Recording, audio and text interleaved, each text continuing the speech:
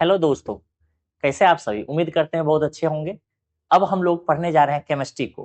Chemistry में सबसे पहले तो हम लोग ये समझते हैं कि केमिस्ट्री में क्या पढ़ना है। केमिस्ट्री में देखो तीन पार्ट होता है, फिजिकल का, ऑर्गेनिक का और इनऑर्गेनिक का। तो केमिस्ट्री के सिलेबस में अगर हम बात करें, आज क्लास नंबर 1 है केमिस्ट्री का। और इसमें हम लोग सबसे पहले सिलेबस का बात करें तो फिजिकल केमिस्ट्री हमें पढ़ना है। 11 का और 12 का पढ़ना है।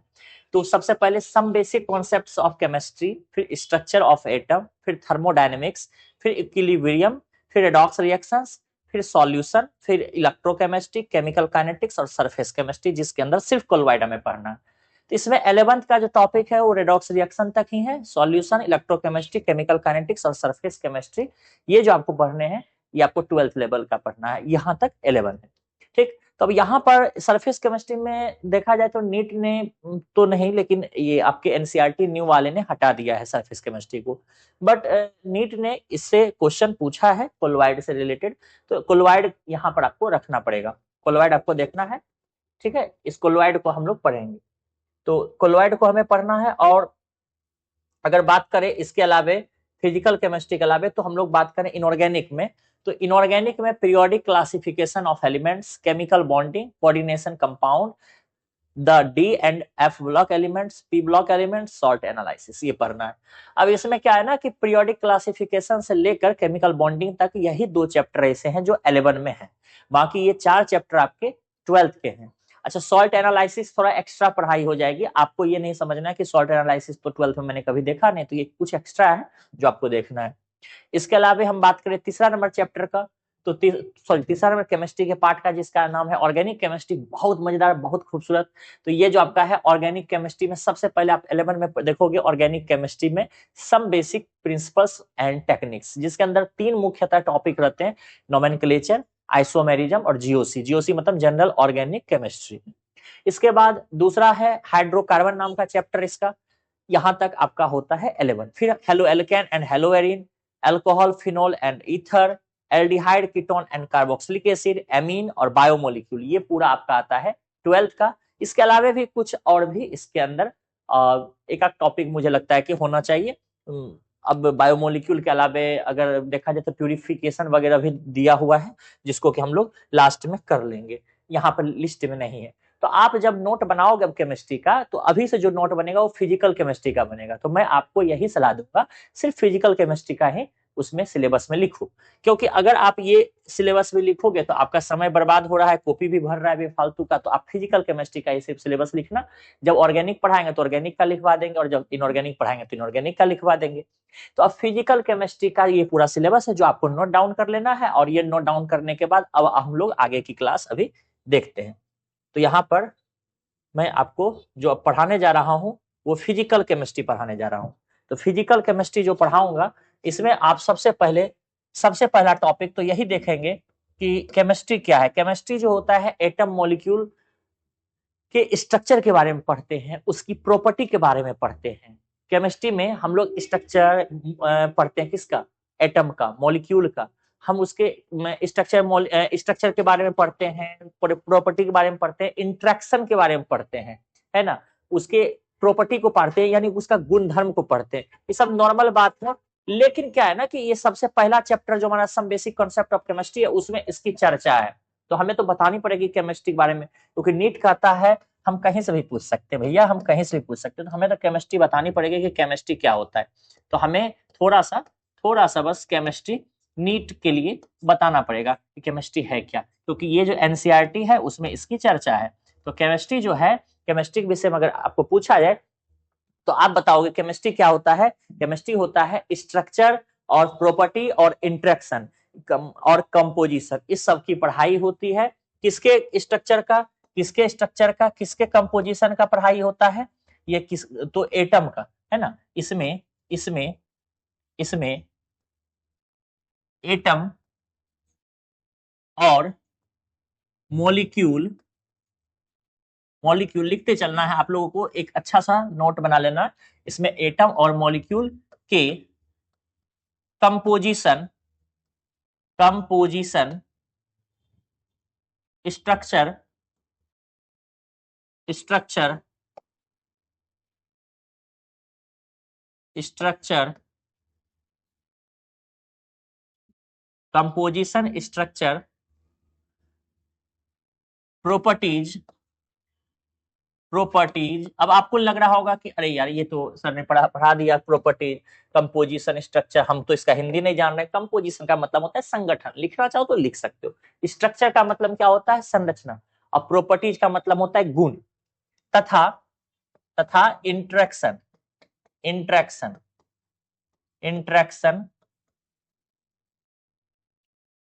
के बारे में अध्ययन करते हैं।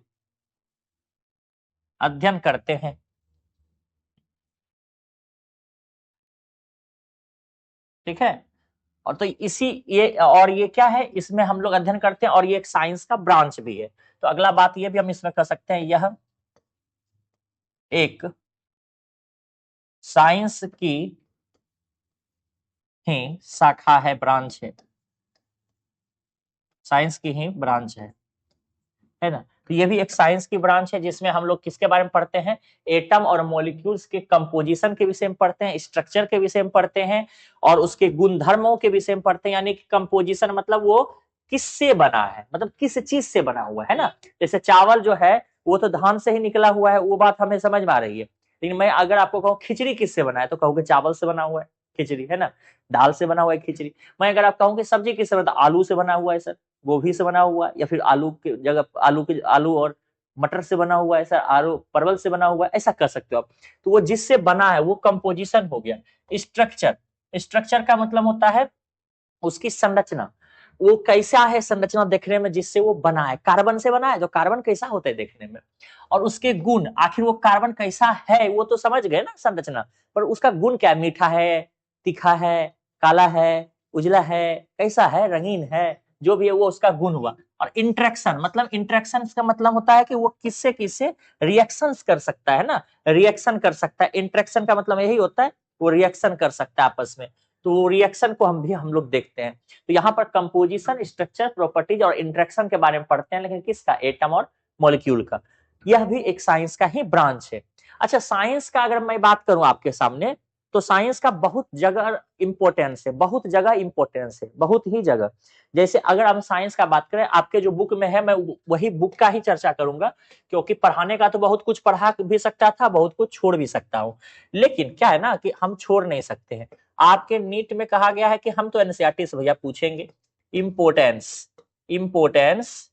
Of chemistry, importance of chemistry से हमें क्या लाभ है? सीधा सीधा एक लाइन में आप समझना चाहो तो केमिस्ट्री से हमें क्या लाभ है, क्या इंपोर्टेंस है इसका? तो बहुत सारे लाभ हैं, गिनाना मुश्किल है। पहला तो आप फर्टिलाइजर के रूप में केमिस्ट्री का ही प्रयोग करते हैं, फर्टिलाइजर के रूप में, है ना, फर्टिलाइजर के रूप में किसका प्रयोग करते हैं? फर्टिलाइजर मतलब खाद होता है जो कि किसान लोग छिड़कते हैं। तो किसका प्रयोग करते हैं फर्टिलाइजर के रूप में? केमिस्ट्री का ही तो प्रयोग कर रहे हैं आप। अच्छा, इसके अलावा आप जो है इंसेक्टिसाइड, पेस्टिसाइड, ये सब क्या है? केमिस्ट्री ही तो है ना। इंसेक्टिसाइड क्या होता है? इंसेक्टिसाइड का मतलब होता है कीटनाशक, है ना। तो यहाँ लिख देते हैं कीटनाशक, या फिर मैं यहाँ इंसेक्टिसाइड लिख देता हूँ, क्योंकि ये शब्द अगर मिले आपको वहां पर तो बना सको। इंसेक्टिसाइड, अगर आपको नहीं पता है तो कीटनाशक लिख लेना। पेस्टिसाइड, ठीक है, पेस्टिसाइड यानी कीटनाशक हुआ, आपका पेस्टिसाइड हुआ, खरपतवार नाशक हो गया, फंगीसाइड हो गया, ये सब फंगीसाइड भी लिख देते हैं यहाँ पर, फंगीसाइड। तो ये सारे चीज जो आप देख रहे हो, ये सब क्या है? ये सभी आपके केमिस्ट्री ही तो है, केमिस्ट्री का ही तो प्रयोग हो रहा है इसमें, है ना, केमिस्ट्री का ही तो प्रयोग हो रहा है। अभी आप लोगों ने जस्ट पढ़ा था बायो पढ़ा था, जिसमें कि आप जूलॉजी का भी लेक्चर देखे होंगे। अब आप केमिस्ट्री पढ़ रहे हो, तो केमिस्ट्री का भी तो प्रयोग करना। आखिर केमिस्ट्री क्यों पढ़ाया जाता है? आप सोचे हो कभी कि डॉक्टर बनाने के लिए केमिस्ट्री क्यों पढ़ाया जाता है? क्योंकि बायोलॉजी जब आप पढ़ रहे होते हैं तो बायोलॉजी से क्या पता चलता है, जूलॉजी बॉटनी से आप कर सकते हो किसी भी चीज का सिर्फ अवलोकन। हाँ, इसके आंख में ये प्रॉब्लम, इसके पेट में ये प्रॉब्लम है, इस पैर के तना में ये प्रॉब्लम है, आप देख के बायोलॉजी से पता कर सकते हो, है ना। डॉक्टर बनने का मतलब ये है कि आप सिर्फ रोगों को पकड़ सकते हैं, लेकिन आप रोगों का इलाज कैसे करेंगे वो केमिस्ट्री बताएगा। रोगों का इलाज केमिस्ट्री से होता है। तो यहाँ से हम लोग क्या करते हैं, हम लोग ड्रग्स का भी बात करते हैं, ड्रग्स का भी बात करते हैं। ड्रग्स मतलब क्या, वो लेने वाला ड्रग्स नहीं जो आप सोच रहे हैं, वो ड्रग्स अलग हो गया। जब ड्रग्स का बात किया जाता है तो ड्रग्स का मतलब होता है दवाई। तो अगर आप उसका यूज कर रहे हैं तो ड्रग्स मतलब दवाई हो जाता है, मेडिसिन हो जाता है। लेकिन अगर आप उसका मिसयूज कर रहे हैं तब ड्रग्स का मतलब मेडिसिन नहीं होता है, तब ड्रग्स का मतलब जो आप समझ रहे हो वही होता है। तो यहाँ पर ये मेडिसिन का बात यहाँ हो रहा है। अच्छा, इसके अलावा आप और भी इसका उपयोग देख सकते हो, मैं अगले पेज में लिखता हूं। यहाँ पर और भी उपयोग है, जैसे कि प्रिजर्वेटिव में, है ना, प्रिजर्वेटिव में भी होता है, प्रिजर्वेटिव में जिसको बोलते हैं प्रिजर्वेटिव, प्रिजर्वेटिव, प्रिजर्वेटिव में भी होता है, आप इसका प्रयोग कर सकते हैं। प्रिजर्वेटिव में भी आप कर सकते हैं। प्रिजर्वेटिव मतलब होता है परिरक्षक, जहां पर कि आप फूड वगैरह में देखते हो, खाना वगैरह में कुछ कुछ डाला हुआ रहता है और वो साल भर तक खाना आप चला सकते हो। कैसे सर? आपको पता होगा, आपको पता होगा कि आप जब केचप वगैरह खरीद के लाते हो, टोमेटो सॉस, चिली सॉस, ये सब खरीद के लाते हो, तो वहां पर क्या होता है ना, आप घर पे भी तो बना सकते थे, चिली सॉस बना सकते हैं, बिल्कुल बनाते हैं, खाते हैं। आप टमाटर का सॉस तो चटनी बना के खाते ही हो, लेकिन वो टमाटर का चटनी आप दूसरे दिन नहीं खा पाओगे, तीसरे दिन नहीं खा पाओगे, खराब हो जाएगी।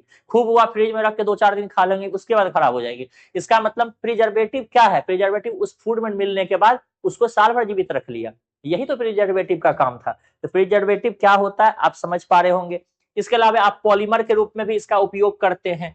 इंपोर्टेंस देखो केमिस्ट्री का कहां कहां जा रहा है। पॉलीमर के रूप में आप इसका उपयोग करते हैं। पॉलीमर क्या होता है? पॉलीमर से बहुत सारे वस्तु बने होते हैं, जैसे आपके घर में टंकी वाला जो पाइप है वो पॉलीमर है। आप जिस कंघी से बाल वगैरह में कंघी डाल रहे हो, वो कंघी क्या है आपका? वो पॉलीमर है। तो पॉलीमर के बहुत सारे यहाँ पर। अच्छा, इसके अलावा सुबह सुबह स्नान किए, थोड़ा साबुन वगैरह शरीर पे लगा रहे हो, कपड़ा उपड़ा साफ करने में डिटर्जेंट पाउडर का उपयोग कर रहे हो, तो सॉप और डिटर्जेंट क्या है? ये भी तो केमिस्ट्री है, ये भी तो केमिस्ट्री है। सॉप एंड डिटर्जेंट, डिटर्जेंट ये क्या है?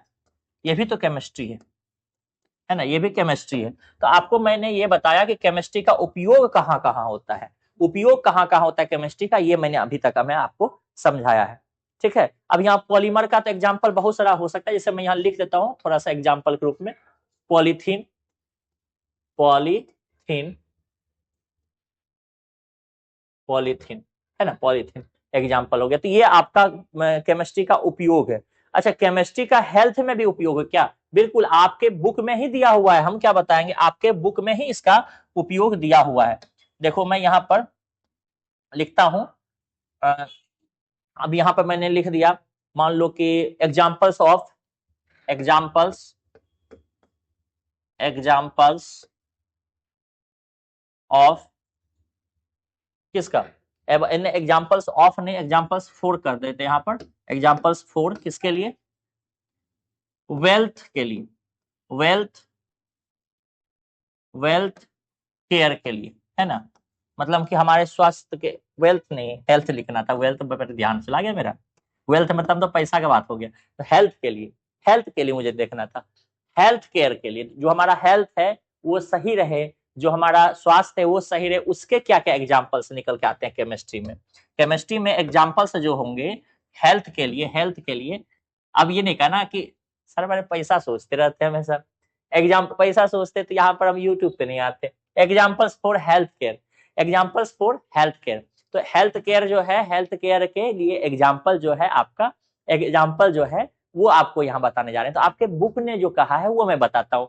कैंसर सुने हैं रोग, उस कैंसर का इलाज बुक ने कहा है, आपके बुक ने, कि उस कैंसर का थेरेपी होता है, और उस कैंसर का जो थेरेपी है वो भी केमिस्ट्री का ही कहीं ना कहीं काम है। उस थेरेपी का नाम है सिस्प्लाटिन।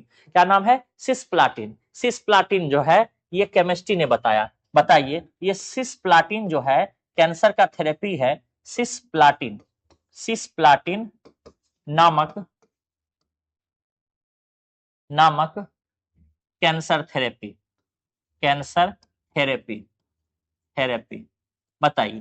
कैंसर थेरेपी जो है ये आपका क्या है? ये सिस्प्लाटिन नाम का कैंसर थेरेपी है, जिससे कि कैंसर को हम लोग ठीक कर सकते हैं ना, ठीक कर सकते हैं। इसके अलावा और भी हैं। अच्छा, इसका ना आपके बुक में दिया है कि किसने इसका आविष्कार किया, उतना इंपॉर्टेंस नहीं है आपके एग्जाम के लिए कि किसने आविष्कार किया। सिस्प्लाटिन नामक कैंसर थेरेपी है। इसके अलावा और भी कैंसर थेरेपी, जैसे टैक्सोल है, टैक्सोल नाम का भी कैंसर थेरेपी में उपयोग किया जाता है।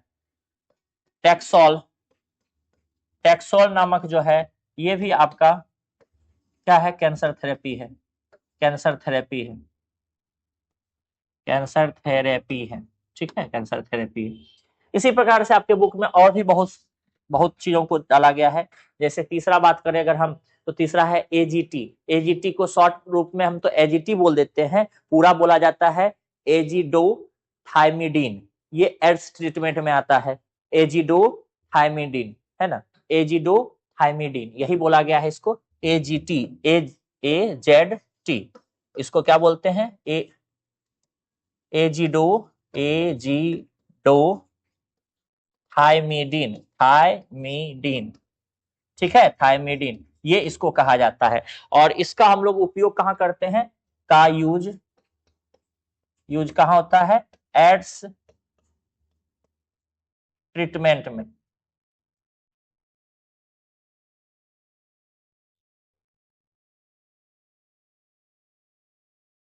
एड्स ट्रीटमेंट में, एड्स ट्रीटमेंट में किया जाता है, ठीक है। इसका यूज कहाँ किया जाता है, एड्स ट्रीटमेंट में किया जाता है। ऐसे बहुत सारे भरे पड़े हैं एग्जाम्पल जी, बहुत सारे भरे पड़े हैं एग्जाम्पल। हम यहाँ पर सिर्फ वही एग्जाम्पल ले रहे हैं जो आपके बुक में चर्चा है। अब देखो कुछ जो है आपके बायोलॉजिकल इन्वायरमेंट भी तो हमारा है ना, ये इन्वायरमेंट के लिए जो इन्वायरमेंट है इसमें केमिस्ट्री का क्या रोल है ना, या इस इन्वायरमेंट में हम केमिस्ट्री का क्या ऐसा दुरुपयोग कर दिए हैं जिसकी वजह से इन्वायरमेंट गंदा हो रहा है, यानी डिग्रेशन हो रहा है, उसका इन्वायरमेंट डिग्रेशन हो रहा है, यानी इन्वायरमेंट नष्ट हो रहा है। तो हम ऐसा भी एग्जाम्पल लेने जा रहे हैं, हमेशा लाभ ही नहीं कुछ हानि भी इसके हैं, उसका भी चर्चा कर लेते हैं। तो एग्जाम्पल्स, एग्जाम्पल्स ऑफ क्या, इन्वायरमेंटल डिग्रेशन, इन्वायरमेंटल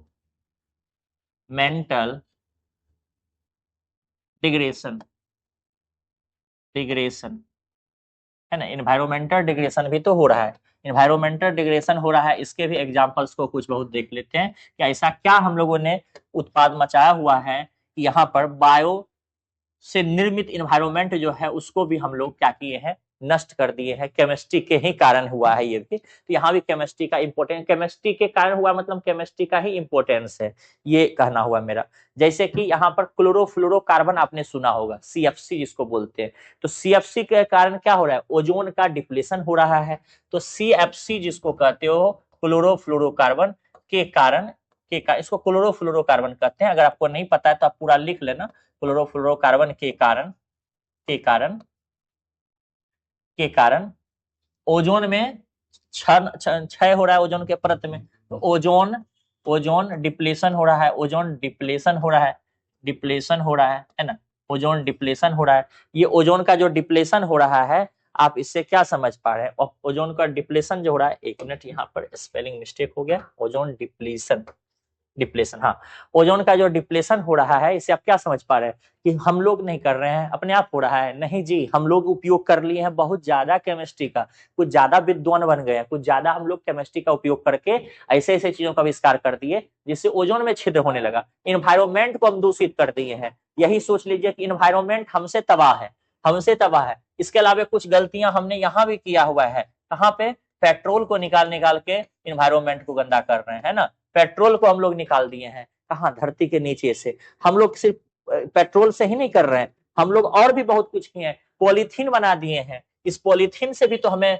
नुकसान है। शुरुआत में यही पॉलीथीन जब बना था तो नोबेल प्राइज मिला था, ध्यान रखना, पॉलीथीन का जब आविष्कार हुआ था, जिसने किया था आविष्कार, उसको नोबेल प्राइज हाथ में दे दिया गया, और आज देखो वही पॉलीथीन को बैन कर दिया गया। उस प्राइज मिला मतलब जो व्यक्ति को जिस काम के लिए, उसी काम को आज बंद किया जा रहा है, इससे बड़ी बात क्या हो सकती है, बताइए। तो ये सब हमारे एग्जाम्पल्स के रूप में आते हैं कि ये हमारे इन्वायरमेंटल डिग्रेशन भी किया जा रहा है, अर्थात इन्वायरमेंट को नष्ट भी इससे हो रहा है, नष्ट भी हम लोग देख रहे हैं कि हो रहा है इससे। चलिए, अब ये सब तो था एक इंट्रोडक्शन कि केमिस्ट्री का कहाँ कमियां हैं, केमिस्ट्री का कहाँ अच्छाइयां हैं, ये सब पर चर्चा हो गई। अब जो हमारा सबसे पहला टॉपिक आता है, जो केमिस्ट्री ओरिजिनल में अब चालू होने जा रहा है, ये हमारा सबसे पहला टॉपिक है एटम। सबसे पहला टॉपिक हमारा है atom. Atom atom atom atom है, इसको हम परमाणु के नाम से जानते हैं हिंदी में। लेकिन आप हिंदी को अब छोड़ो, अब यहां से पकड़ो इंग्लिश को, नहीं तो बड़ा दिक्कत होगा आगे। अब देखिए जी क्या है कि एटम क्या होता है, किसी भी कंपाउंड का सबसे छोटा भाग, किसी भी कंपाउंड का सबसे छोटा भाग जो होता है उसी को हम लोग एटम कहते हैं। तो क्या बोल सकते हैं, smallest smallest smallest part of क्या क्या, ऑर्गेनिक कंपाउंड नहीं जी, केमिकल कंपाउंड, ऑर्गेनिक कंपाउंड नहीं जी, केमिकल कंपाउंड जी, केमिकल कंपाउंड। तो केमिकल कंपाउंड जी, केमिकल कंपाउंड, केमिकल कंपाउंड, ठीक है, केमिकल कंपाउंड। तो स्मॉलेस्ट पार्ट तो लेना है, सबसे छोटा हिस्सा तो लेना है, लेकिन किसका, केमिकल कंपाउंड, जो केमिकल रिएक्शन करे वैसे कंपाउंड को हमको लेना है। जैसे एग्जाम्पल में जी, एग्जाम्पल में क्या लीजिएगा जी, एग्जाम्पल में हम लोग यहाँ ले सकते हैं, एग्जाम्पल में ले सकते हैं हाइड्रोजन को, है ना, हाँ, यहाँ पर हम ले सकते हैं ऑक्सीजन को, यहाँ पर ले सकते हैं हम नाइट्रोजन को, यहाँ पे ले सकते हैं हम क्लोरीन को, ठीक है, ये सबको हम ले सकते हैं, एटीसी कर देते हैं, ये सब हम ले सकते हैं एग्जाम्पल के रूप में। अर्थात एटम जो होता है, एटम का सबसे छोटा भाग जो होता है, सबसे छोटा सॉरी, एटम का सबसे छोटा नहीं, केमिकल कंपाउंड का जो सबसे छोटा भाग होता है, स्मॉलेस्ट पार्ट होता है, उसे ही हम लोग एटम के नाम से जानते हैं। यानी एटम जो होता है वो एकदम अकेला होता है, देखो बेचारा अकेला अकेला अकेला है पूरा, किसी के साथ है नहीं, अकेला है। हाइड्रोजन सिर्फ हाइड्रोजन, ऑक्सीजन सिर्फ ऑक्सीजन, दो भी ऑक्सीजन नहीं है, सिंगल ऑक्सीजन, नाइट्रोजन सिर्फ नाइट्रोजन है। तो ऐसे स्थिति में आप कह सकते हैं कि अकेला ये रहता है। लेकिन एक और होता है जो एटम का समूह होता है, उसका नाम होता है मॉलिक्यूल।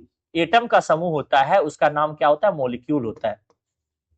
एटम का जो समूह होता है उसका नाम हम लोग देते हैं मॉलिक्यूल। तो ये क्या होता है ना, ये ग्रुप होता है, किसका ग्रुप होता है, वन से अधिक एटम का, यानी more than one atom, more than more than more than one atom,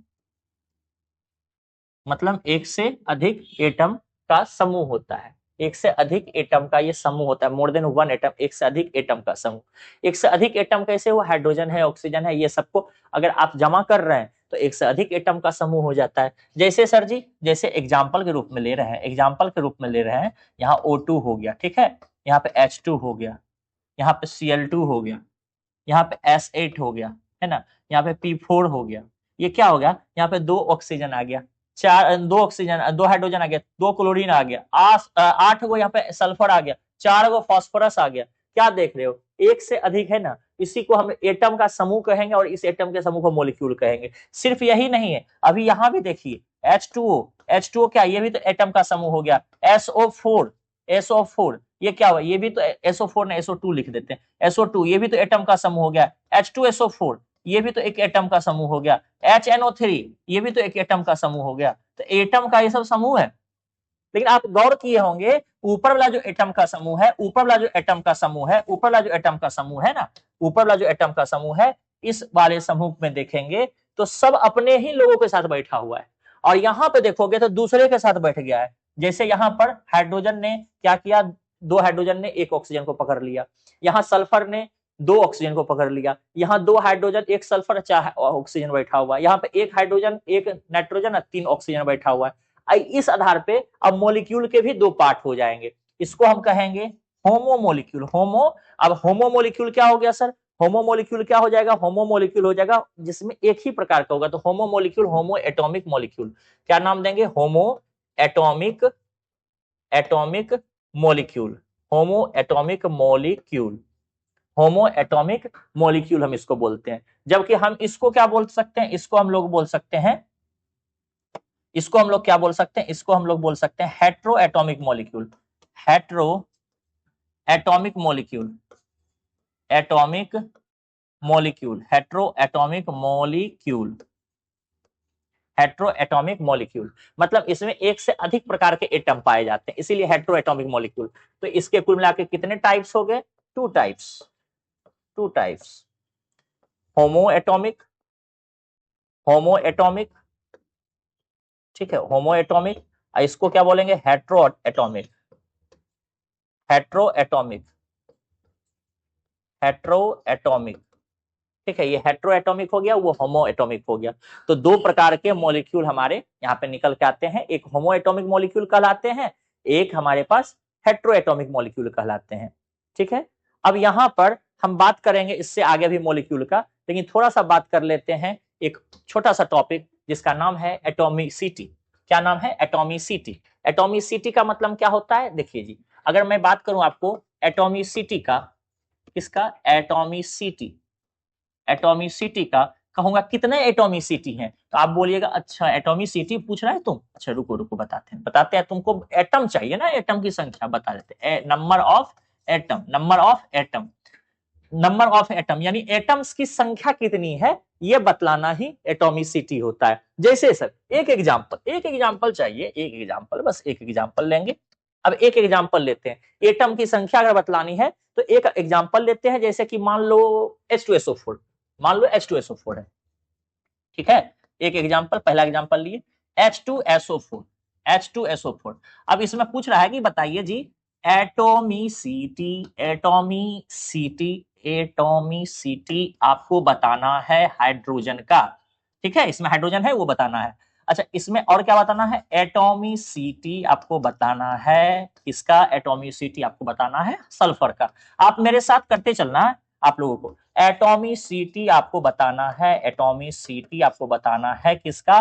oxygen का। आप बता सकते हो कि नहीं? मैं आपसे पूछना चाहता हूं, पहले आप सोचो क्या होगा, हाइड्रोजन कितने हैं, वो संख्या ही तो गिनना है, नंबर ऑफ एटम को ही तो बोलते हैं एटोमिसिटी। कि एटोमिसिटी पूछा यानी एटम की संख्या को पूछा, तो कितना एटम है हाइड्रोजन का? हाइड्रोजन का पूछा कितना एटम? 2, यहाँ लिख देंगे 2। अब बताओ यहाँ सल्फर कितने हैं? सल्फर का आगे कुछ नहीं तो कितना हुआ? 1, तो यहाँ क्या बोलेंगे? 1। अच्छा ऑक्सीजन कितने हैं? देखो आगे में लिखा हुआ है 4, तो यहाँ हो गया 4। इसका मतलब है एटोमिसिटी वही होता है जो संख्या होता है एटम का। एक और एग्जाम्पल लेते, एक और एग्जाम्पल लेते, आइए एक और एग्जाम्पल, एक और एग्जाम्पल ले, दूसरा नंबर एग्जाम्पल SO2। इसमें एटोमिसिटी आपको पूछा गया, एटोमिसिटी पूछा गया आपको सल्फर का, इसमें आपको एटोमिसिटी आपको पूछा गया, एटोमिसिटी पूछा गया ऑक्सीजन का। तो सल्फर का जब पूछा गया तो सल्फर की संख्या कितनी है? 1, तो 1 लिख देंगे। ऑक्सीजन का पूछा गया, ऑक्सीजन का संख्या कितना है? 2, तो 2 लिख देंगे। यही एटोमिसिटी। एक और एग्जाम्पल, 2 हो गया तो तीसरा भी ले लेते हैं, नीचे जगह भी बचा हुआ है। यहां पर मैंने लिया आपको एग्जाम्पल के रूप में CO2, CO2 इसमें आपको एटोमिसिटी पूछ रहा है, एटोमिसिटी, एटोमिसिटी। अब एटोमिसिटी हमेशा लिख रहे हैं सर, नंबर ऑफ एटम ही लिख दो ना कभी कभी, और कोई दिक्कत नहीं जी, हम लिख सकते हैं number of atom, number of कौन सा एटम लिखना चाह रहे हैं? Number of carbon atom, number of carbon atom, इसी को तो एटोमिसिटी बोलेंगे। कार्बन का एटोमिसिटी कितना हो जाएगा? 1, कितना हो जाएगा? 1, क्योंकि कुछ नहीं तो 1 ही होगा। अब इसी प्रकार से अगर बात करें नंबर ऑफ क्या? Oxygen atom, oxygen atom, oxygen atom, तो कितना हो जाएगा? देखिए ऑक्सीजन का आगे क्या लिखा है? 2, यहां पर से 2 हो जाएगा। सिंपल, बहुत हल्का है, बहुत हल्का है। हल्का है कि नहीं? बोलो हल्का है ना? ये बहुत हल्का होगा, बहुत हल्का होगा। अरे कमेंट वमेंट करके थोड़ा बताया करो यार, तुम लोग कुछ बोलते नहीं हो। मतलब थोड़ा हम लोगों को भी जोश जुनून तुम्हारे वजह से रहता है। तुम लोग नहीं बोलोगे, तुम लोग कमेंट नहीं करोगे तो मन कैसे लगेगा? हम भी सोचेंगे ना कि कल से 4 गुना काम करके तुम्हारे पास आए। कमेंट वमेंट कर दिया करो। चलो अब आगे के टॉपिक पे चलते हैं, ये था हमारे लिए एटोमिसिटी। अब बात करते हैं, अभी जो मॉलिक्यूल का चर्चा कर रहे थे हम लोग, मॉलिक्यूल का चर्चा कर रहे थे, तो मॉलिक्यूल अगर एक ही प्रकार के एटम से मिलकर बनता था तो हम उसको बोलते थे मोनो एटॉमिक, मोनो एटॉमिक नहीं, होमो एटॉमिक, सॉरी होमो एटॉमिक बोलते थे, होमो एटॉमिक मॉलिक्यूल। लेकिन अगर अलग अलग प्रकार के एटम से मिलकर बनता था, जैसे यहाँ देखो H भी है, O भी है, S भी है, O भी है, H भी है, S भी, O भी है, H भी है, N भी है, O भी है, इसमें बहुत सारे एटम हो रहे हैं, तो इसको हम हेट्रो एटॉमिक बोलते थे, और इसमें बोलते थे होमो एटॉमिक, क्योंकि इसमें तो सिर्फ P है, इसमें तो सिर्फ S है, इसमें तो सिर्फ Cl है, इसमें तो सिर्फ H है, इसमें तो सिर्फ O है, तो इसको हम बोलते थे होमो एटॉमिक। अगर अकेला होगा, एक होगा, तो आप कह दोगे क्या? आप कह दोगे एटम है वो। लेकिन अगर किसी के साथ है, मिला हुआ, तो आप कह देना उसको मॉलिक्यूल है, आप उसको क्या कह दोगे? मॉलिक्यूल है। ये बात आपको याद रखनी है, ठीक है। अब देखो आपको याद रखनी है बात, और आगे देखते हैं। अब यहां तक की बात हो गई, ये सब हो चुकी है। अब हम अगले टॉपिक पे जा रहे हैं कि हाँ भैया एटॉमिक बात, अगर एटम का बात करें तो एटम जो था, एक बात आपको याद रखना है, नोट में, नोट में याद रखना ये बात, ठीक है, ये बात नोट में याद रखना। पहला नोट, पहला बात कि अगर हमें कभी भी एटम और जो भी होमो एटॉमिक वाले हैं, होमो एटॉमिक मॉलिक्यूल हैं, इन लोगों को अगर एक साथ पुकारना होगा तो इन्हीं लोगों को एक साथ आप पुकार सकते हो। किस रूप में? इन्हीं लोगों को एक साथ पुकार सकते हैं आप। अगर इन्हीं लोगों को आपको पुकारना है, गाना सुने हो ना, इन्हीं लोगों ने ले ली ना, तो समझ गए बात। तो यहां पर क्या करना है आपको, एटम और होमो एटॉमिक मॉलिक्यूल, इस दोनों को एक ही बार में आप क्या बोल सकते हो, एक ही बार में आप बोल सकते हो क्या, एक ही बार में बोल सकते हो आप इसको एलिमेंट। क्या बोल सकते हो आप इसको? एलिमेंट बोल सकते हो, एलिमेंट। तो एटम और होमो एटॉमिक जो मॉलिक्यूल होते हैं इन्हीं का समूह एलिमेंट कहलाता है। चलिए जी आगे बढ़ते हैं। प्यारा प्यारा सा 2 नंबर आ गया है अपना, और यहीं से हम लोग आगे बढ़ने वाले हैं। और 2 नंबर में फिर से नोट पॉइंट में हम लोग कहेंगे कि अगर हम हेट्रो एटॉमिक मॉलिक्यूल बोलते हैं तो उसी को हम लोग कंपाउंड भी कह सकते हैं। क्या कह सकते हैं? कंपाउंड। तो हेट्रो एटॉमिक मॉलिक्यूल का ही दूसरा नाम hetero atomic molecule, hetero atomic molecule को ही अगर हम थोड़ा सा अपना अच्छे से कह सकते हो कि लगा भिड़ा के, नहीं होता है तो लगा भिड़ा के कह देना, हाँ ऐसा बात होगा, वैसा बात होगा। कैसा बात होगा जी? कहाँ है? हाँ यहाँ पर। चलिए जी इसको हम थोड़ा घेर देते हैं पहले। हाँ तो यहाँ पे क्या करना है हमको, hetero atomic molecule, hetero atomic molecule का चर्चा करें तो इसी को हम लोग क्या बोल सकते हैं जी? कंपाउंड। क्या बोलते बोलते हैं जी? कंपाउंड बोलते हैं, कंपाउंड बोलते हैं जी, कंपाउंड बोलते हैं। तो ठीक है, हेट्रो एटॉमिक मॉलिक्यूल जो है उसी को हम लोग कंपाउंड के रूप में भी जान सकते हैं, उसी को हम लोग कंपाउंड के रूप में भी जान सकते हैं। तो यहाँ पर एटम और होमो एटॉमिक मॉलिक्यूल अगर इस दोनों को मिला देंगे तो एलिमेंट बन जाता है, मतलब यही दोनों एलिमेंट कहलाता है। अर्थात एलिमेंट का अगर एग्जाम्पल यहाँ नहीं हो तो ना, आप थोड़ा सा जगह आपके पास होगा, मेरे पास तो जगह तुरंत बन जाता है जी। अब यहाँ पर हम एग्जाम्पल डाल देते हैं, जैसे एटम के रूप में हाइड्रोजन क्या होगा? एलिमेंट होगा। नाइट्रोजन क्या होगा? एलिमेंट होगा। N2 भी क्या होगा? एलिमेंट होगा। H2 भी क्या होगा? एलिमेंट होगा, क्योंकि ये होमो एटॉमिक मॉलिक्यूल है। C नहीं, C भी हमारा एटम है, एलिमेंट हो गया। O2 क्या होगा? एलिमेंट होगा। बात समझ रहे हो कि नहीं? ये सब एलिमेंट होगा। तो ये हमारा यहाँ पर नाइट्रोजन अच्छा लग रहा है इसे देखने में, नहीं? जब यहाँ नहीं अच्छा लगे तो कुछ ऐसा लिख दो ना जो कि यहाँ पर अच्छा लगे, जैसे हीलियम लिख दो, काम चलेगा, है ना, काम चलेगा। लिथियम लिख दो, काम चलेगा। N2 लिखो, H2 लिखो, C लिखो, O2 लिखो, ये सब क्या है? ये सब एलिमेंट है, ये सब एलिमेंट है, क्योंकि ये अगर हम देखें, ये हमारा देखा जाए तो ये हमारा एटम हुआ, ये हमारा एटम हुआ, लेकिन ये क्या हुआ? ये तो मॉलिक्यूल हो गया। ये कोई सा मॉलिक्यूल हुआ? होमो एटॉमिक मॉलिक्यूल। लेकिन ये सभी एग्जांपल एलिमेंट के हो रहे हैं, ये सभी एग्जांपल एलिमेंट के हैं। ठीक है, यहाँ पर एटीसी कर दो, एटीसी बहुत सारे हो सकते हैं। इसी प्रकार से अगर मैं यहाँ पर भी एग्जांपल लूं, यहाँ पर भी एग्जांपल लूं, तो यहाँ पर भी एग्जांपल हम लोग सेट कर सकते हैं। क्या सेट हो जाएगा एग्जांपल? हेट्रो एटॉमिक मॉलिक्यूल में, यानी कंपाउंड में। कंपाउंड में क्या कर सकते हैं भैया? H2O है कंपाउंड, है ना, NO2 भी कंपाउंड है, HNO3 कंपाउंड है, H2SO4 कंपाउंड है, ETC बहुत सारे कंपाउंड है, इसे ऐसा बन सकते हैं। तो जो हेट्रो एटॉमिक मॉलिक्यूल है उसे ही कंपाउंड के नाम से जानते हैं। तो ये था मॉलिक्यूल, ये था कंपाउंड, और ये था एटम। सब कुछ मैंने आपको बता दिया। अगर मान लो इसी प्रकार से हाँ, यहाँ पर जो एटॉमिसिटी बता रहे थे, आपको अगर नहीं समझ में आया हो तो आप प्लीज मेंटरशिप प्रोग्राम में जुड़िए, वहां पर ये डेली चलने वाला है हम लोगों का, कि आज का टॉपिक में क्या नहीं समझ में आया, क्या समझ में आया। तो इस पर हम लोग चर्चाएं करते रहेंगे, और आपसे पर्सनली व्हाट्सएप के थ्रू भी हम जुड़े हुए रहेंगे वहां पर। अब देखिए जी, आपको क्या होता है ना कि आपको क्वेश्चन इस टाइप का भी एटॉमिसिटी से आता है, इस टाइप का भी एटॉमिसिटी से क्वेश्चन आता है। जैसे एक क्वेश्चन मैं यहाँ पे लिखता हूँ, ठीक है, एक क्वेश्चन मैं यहाँ लिखने जा रहा हूँ। क्वेश्चन आपको एटॉमिसिटी का पूछता है कि हमारे पास ना जैसे मान लेते हैं ये पेन का मान लेते हैं दाम 10 रुपया, इस पेन का दाम कितना है? 10 रुपया। मैंने कहा एक पेन का दाम 10 रुपया, तो 5 पेन का दाम समझ गए कितना होगा? 50 रुपया। अगर एक पेन का दाम 10 रुपया है तो 5 पेन का दाम 50 रुपया है।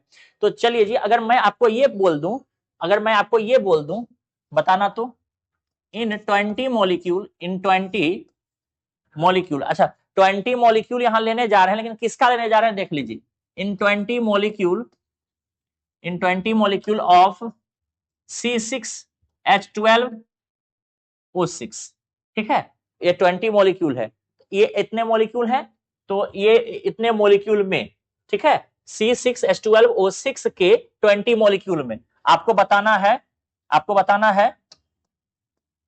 है एटोमिसिटी, एटोमिसिटी, ठीक है, एटोमिसिटी बताना है। एटोमिसिटी का मतलब तो आप जान ही रहे हो क्या होता है, या एटम्स आप कह सकते हो। एटोमिसिटी की जगह पे अभी एटम ही रहने देते हैं। एटम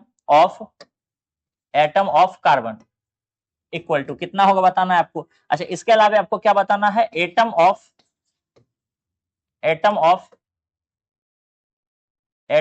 क्या बताना है आपको, हाइड्रोजन। इसके अलावा आपको बताना है एटम ऑफ क्या बताना है आपको, ऑक्सीजन। ठीक है, ये आपको बताना है।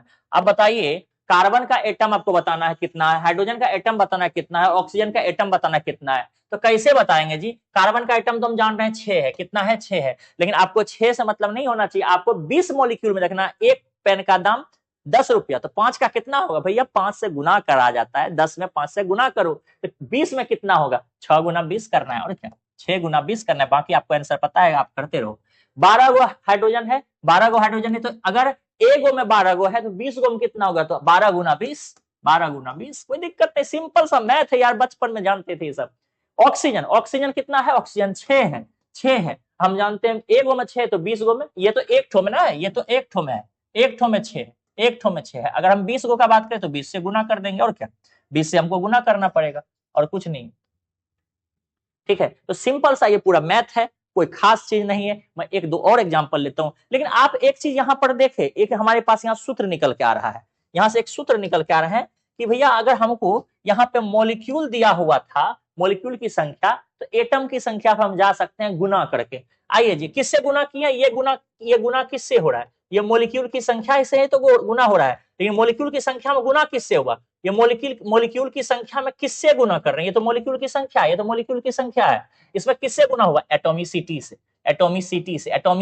तो एटॉमिसिटी 6 था, एटॉमिसिटी 12 था, एटॉमिसिटी 6 था, तब यहाँ 6 12 6, ये गुना जो हो रहा है एटॉमिसिटी से गुना कर रहे हैं हम लोग, तो ये एटॉमिसिटी से गुना हो रहा है किसमें, मॉलिक्यूल की संख्या में। तो क्या निकल रहा है, एटम की संख्या निकल जा रहा है, एटम की संख्या निकल जा रहा है, टोटल एटम की संख्या निकल जा रहा है। तो यहाँ से एक फॉर्मूला हमारे पास जो आ रहा है, ये फॉर्मूला हमारे पास आ रहा है मॉलिक्यूल से एटम और एटम से मॉलिक्यूल पे जाने के लिए। तो हमारे पास क्या आ रहा है, हमारे पास आ रहा है कि भैया हमारे पास अगर मॉलिक्यूल्स है दिया हुआ, और मुझे जाना है कहाँ, एटम्स पे जाना है, मुझे मॉलिक्यूल्स दे दिया गया है और मुझे कहाँ जाना है, एटम्स पे जाना है, एटम्स पे जाना है, ये एक सेतु बना के मुझे एटम्स पे जाना है, तो मुझे करना पड़ेगा गुना, किससे करना पड़ेगा, एटॉमिसिटी से, एटॉमिसिटी से, ठीक है, एटॉमिक सिटी से गुना करना पड़ेगा, किस में करना पड़ेगा, मॉलिक्यूल में, मॉलिक्यूल में एटॉमिसिटी से गुना करेंगे तो एटम्स पे पहुंच जाएंगे।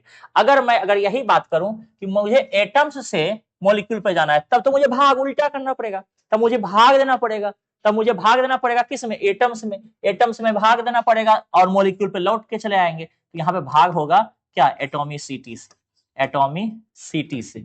अब आपको हम ये यहाँ पे बता नहीं सकते कि भाग उधर में करना है कि इधर में करना है, ये तो आपका दिमाग चलेगा ना, उधर से नहीं इधर आ रहे हैं तो उधर ना भाग देंगे, ये तो हमें पता ही नहीं था, उधर से इधर आना है तो वो हमको पता है ना, एटम्स के बारे में पता है, एटम्स में एटोमिसिटी से, एटम्स में एटोमिसिटी से भाग देंगे। अब ये भाग यहाँ लिखा है तो ऐसा मत समझना इसके साथ देना है, अब उधर लिखते तब उसके साथ देते, ऐसा कुछ नहीं। आप तीर से पकड़ो ना, तीर इधर आ रहा है, एरो हमारा इधर आ रहा है, इसका मतलब है एटोमिसिटी उसमें भाग लगेगा तब यहाँ पहुंचेगा, है ना, तो एटोमिसिटी से उसमें भाग लगेगा तब यहाँ पहुंचेगा। तो ये हमारे पास एक खूबसूरत सा फॉर्मूला निकल के हमारे पास आ चुका है, और इस फॉर्मूला का अभी हम लोग इस्तेमाल करने वाले हैं बहुत सारे क्वेश्चनों में, तो ये वाला फॉर्मूला आपके पास नोट होना चाहिए। चलिए जी, इस फॉर्मूला का इस्तेमाल अभी करें हम लोग, बहुत सारा क्वेश्चन अभी इस पर हम लोग बनाते हैं। आइए एक और हम यहाँ पे क्वेश्चन एक और क्वेश्चन हम लोग लेते हैं एटोमिसिटी का, एटोमिसिटी नहीं, कार्बन, ये कार्बन भी नहीं, एटम निकालने का, एटम की संख्या निकालने का एक लेते हैं। जैसे मेरे पास मान के चलिए कि 10 मॉलिक्यूल अगर हम ले लेते हैं, यही सेम सवाल में अगर 10 मॉलिक्यूल पूछा जाता आपको, मान लीजिए क्वेश्चन ले लेते हैं, क्वेश्चन ले लिए, और इस क्वेश्चन में इन 10 मॉलिक्यूल्स किसका, इसी का ले लेते हैं, ग्लूकोज का ही, C6H12O6, ये ग्लूकोज का ही ले लेते हैं, ठीक। अब ऐसे स्थिति में अगर हम बात करें एटम ऑफ क्या कार्बन इक्वल टू कितना होगा, तो भैया हमको पता है एटम का एटोमिसिटी पहले लिखा जाएगा, आपको पता है ना एटोमिसिटी से किसको गुना करना है, मॉलिक्यूल्स को, तो मॉलिक्यूल्स की संख्या कितना है 10, 10 से गुना कर दो, यही आंसर होगा। लेकिन अगर मैं बात करूं एटम, एटम ऑफ क्या, हाइड्रोजन, हाइड्रोजन का एटम बताना है, तो पहले एटोमिसिटी लिखो, एटोमिसिटी को गुना किससे करना है, मॉलिक्यूल से, आ गया फॉर्मूला, कहानी चल रहा है। एटम, एटम अगर हमको निकालना है किसका, ऑक्सीजन का, ऑक्सीजन का निकालना है तो ऑक्सीजन कितना है 6, 6 में गुना मतलब वही एटोमिसिटी हुआ 6, और उसको किससे गुना करना है आपको 10 से, क्योंकि 10 मॉलिक्यूल है, आप इसको कैलकुलेट करते रहो, सिंपल सा क्वेश्चन है, बहुत बड़ा लेंदी क्वेश्चन तो है नहीं। एक और मैं यहाँ पे लेता हूँ, और यहाँ पे लेता हूँ क्वेश्चन, जैसे यहाँ पर मैं क्वेश्चन ले रहा हूँ, कोई अलग यहाँ पर मतलब अलग प्रकार का स्टेटमेंट है, जैसे यहाँ पर जैसे एक एक मान के चलो इसमें ले रहा हूँ, इन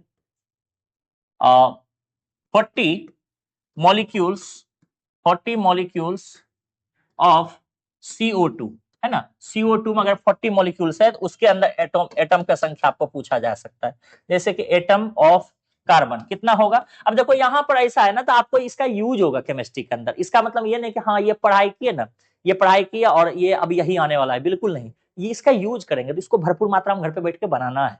डीपीपी मिलेगा, आज तो पहला ही क्लास है आपका केमिस्ट्री का, तो कल एक और क्लास लेंगे तो डीपीपी देंगे, तो उस पर आप प्रैक्टिस करोगे बैठ के। तो कार्बन एटम का जो होगा संख्या वो कितना है, यहाँ कुछ नहीं है तो 1 है, तो यहाँ लिखेंगे एटोमिसिटी 1 और गुना करना पड़ेगा 40 से, गुना करना पड़ेगा 40 से, क्योंकि मॉलिक्यूल्स हैं। इसी प्रकार से अगर हम बोले आपको एटम ऑफ क्या, ऑक्सीजन, अगर आपको लग रहा हो कि सर थोड़ा कम एग्जांपल दे रहे हैं, एग्जांपल बढ़ाइए, तो मुझे कमेंट करके जरूर बताइएगा।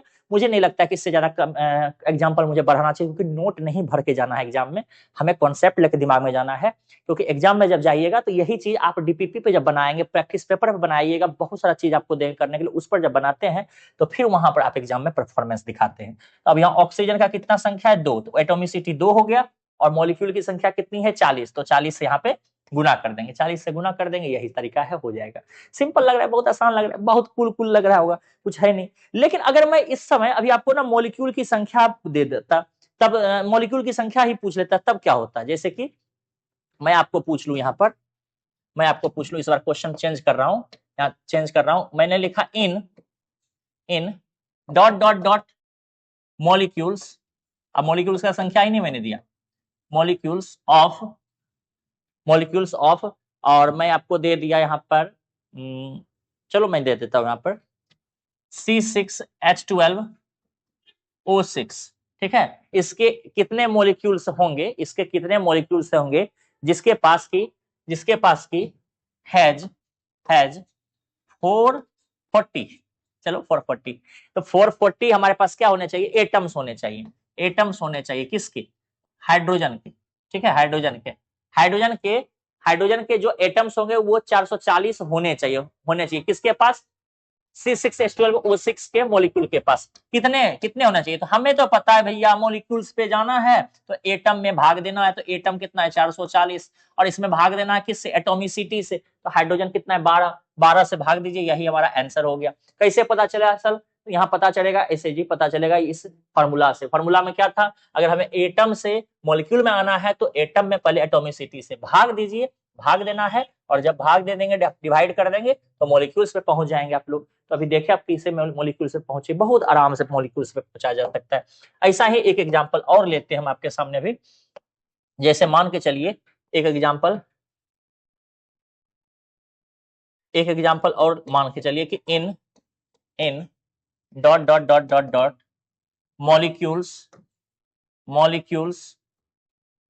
ऑफ CO2 हैज मतलब रखता है उसके पास हैज, थोड़ा बहुत ना इंग्लिश में अभी कठिनाई अगर हो रहा है तो धीरे धीरे एडजस्ट कर जाओगे, उसमें घबराना मत, क्योंकि वहां इंग्लिश हिंदी का मैटर नहीं, वहां आपको बनना है डॉक्टर, वहां पर आपको सीखना पड़ेगा हर एक चीज। In dot dot dot molecules of CO2 has 210 atoms, है ना, 210 एटम्स किसका है, यहाँ पर मान लेते हैं ऑक्सीजन का है, किसका है, ऑक्सीजन का है। तो ऑक्सीजन के 210 एटम्स के लिए अगर आपको देखना है, एटम्स के लिए CO2 के मॉलिक्यूल्स की संख्या कितनी होगी, तो भैया मॉलिक्यूल्स की संख्या निकालना है तो एटम की संख्या में एटम की संख्या में आपको भाग देना पड़ेगा एटॉमिसिटी से, एटम की संख्या में, क्योंकि यही तो था फॉर्मूला। एटॉमिसिटी कितना है, ऑक्सीजन का 2 है, तो 2 से भाग दीजिएगा, यही आंसर आ जाएगा आपका। सिंपल तरीका है, बन जाएगा। मैं मान के चलता हूं आपसे बन जाएगा। नहीं तो एक और एग्जांपल ले ले क्या, एक और एग्जांपल ले लेते हैं, लास्ट एग्जांपल, इसके बाद हम इसको छोड़ देंगे। बाकी डीपीपी में आपको मिलेगा, उस पर सॉल्व करते रहना है। वैसे इतना ज्यादा ऊपर वाला क्वेश्चन नहीं आएगा, लेकिन ये एक होता है ना नॉर्मल सा बेसिक चीज हुआ, ये अगर सीख लेंगे तो आगे आपको यूज करना है मोल कॉन्सेप्ट वगैरह में, तो वहां हो जाएगा। इस चैप्टर को लोग जनरली मोल कॉन्सेप्ट के नाम से ही जानते हैं, क्योंकि इसमें मोल कॉन्सेप्ट ही मुख्य चीज होता है, बाकी भी चीज है वैसे मुख्य जो पढ़ा रहे हैं अभी। जैसे मान लो आपके पास 30 एटम है, 30 एटम लिया हुआ है, किसका, 30 एटम ऑफ ऑक्सीजन, ऑक्सीजन के 30 एटम में आपको देखना है इज प्रेजेंट, ये किस में प्रेजेंट है, is present in dot dot dot molecules, कितना मॉलिक्यूल्स में ये प्रेजेंट है बताना है आपको, कितना मॉलिक्यूल्स में ये प्रेजेंट है, कितना मॉलिक्यूल्स में ऑक्सीजन का 30 एटम प्रेजेंट है। तो लेकिन ये ऑक्सीजन का 30 एटम प्रेजेंट है, पर किस फॉर्मूला में, ये आपको बताना पड़ेगा कौन सा मॉलिक्यूल्स है, मॉलिक्यूल्स बताना पड़ेगा, मॉलिक्यूल्स का नाम बताना पड़ेगा। तो यहाँ पर ऑफ मॉलिक्यूल्स का नाम दे देते हैं। जैसे मान लो यहाँ पर हमने ले लिया H2O ले लिया, ठीक है, H2O ले लिया। तो H2O मॉलिक्यूल्स का देखना है, H2O मॉलिक्यूल्स में O का एटम का संख्या 30 है, O का एटम का संख्या 30 है, तो O के एटम की संख्या 30 है, तो 30 लिखाएगा ऊपर, क्योंकि आपको पता है ये सबसे पहले कि ये हमारा मॉलिक्यूल्स की संख्या निकालने के लिए एटम की संख्या में भाग देना होता है। तो एटम की संख्या 30 है, तो एटम की संख्या में मॉलिक्यूल की संख्या को निकालने के लिए जो एटोमिसिटी होगा, तो ऑक्सीजन का एटोमिसिटी कितना, 1 से भाग दे देंगे। सिंपल। अभी भी नहीं समझ में आया, आप मेंटरशिप प्रोग्राम में अगर जुड़े हुए हैं, डायरेक्ट आप हमें मैसेज कर सकते हैं ग्रुप में, और मैं आपको बताने के लिए बिल्कुल यहाँ रेडी हूँ। और आपको अगर जैसे भी होगा मैं बताऊंगा। लेकिन अगर मेंटरशिप प्रोग्राम में अभी तक नहीं जुड़े हैं तो प्लीज जुड़िए, डिस्क्रिप्शन में लिंक दिया हुआ है। कोई खास रुपया तो आपको लग नहीं रहा है, मात्र सोच लो एक बुक के बराबर आपको लगेगा, एक छोटा सा बुक खरीदने में जो लगता है वही लगता है वहां पर भी। तो आप आराम से जाइए, मेंटरशिप प्रोग्राम को ज्वाइन कीजिए, उसके बाद हम आपके साथ डायरेक्ट कनेक्ट हो पाएंगे और अच्छे से समझा पाएंगे। बाकी तो ये वीडियो लेक्चर है, इसको आप एंजॉय करते चलिए, इसका नोट बनाते चलिए, जहां दिक्कत हो आप पूछते भी चलना, और कोई भी दिक्कत हो आप बताना मुझे, ठीक है। मैं आज यहाँ तक ही क्लास को रखना चाहूंगा, क्योंकि इसके आगे की क्लास जो है एक छोटी क्लास हुई, फर्स्ट क्लास केमिस्ट्री की, जैसे जूलॉजी की सबसे छोटी क्लास रखे थे वैसे ही। लेकिन अगले क्लास में हम थोड़ा सा बड़ा क्लास लेंगे आपका केमिस्ट्री का। मिलते हैं अगले क्लास में, तब तक के लिए जय हिंद।